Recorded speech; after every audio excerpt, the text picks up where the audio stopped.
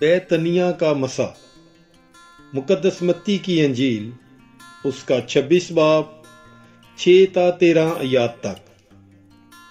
और जब यीशु बैतनिया में शमौन कोढ़ी के घर में था तो एक औरत संगे मरमर के इत्रदान में कीमती इत्र लेकर उसके पास आई, और जब वो खाना खाने बैठा तो उसके सर पर डाला।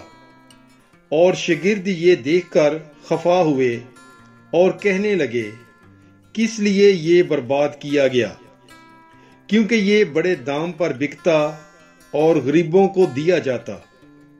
यीशु ने ये जानते हुए उनसे कहा कि इस औरत को क्यों दिक करते हो, इसने तो मेरे साथ नेक काम किया है, क्योंकि गरीब तो हमेशा तुम्हारे पास हैं, लेकिन मैं तुम्हारे पास हमेशा नहीं हूं। क्योंकि इसने मेरे बदन पर ये इत्र डालने से ये मेरे दफन के लिए किया। मैं तुमसे सच कहता हूं कि तमाम दुनिया में जहां कहीं इस अंजील की मनादी होगी, ये भी जो इसने किया इसकी यादगारी के लिए कहा जाएगा। पाक कलाम के पढ़े और सुने जाने पर खुदावंद की बरकत हो। खुदा का शुक्र हो।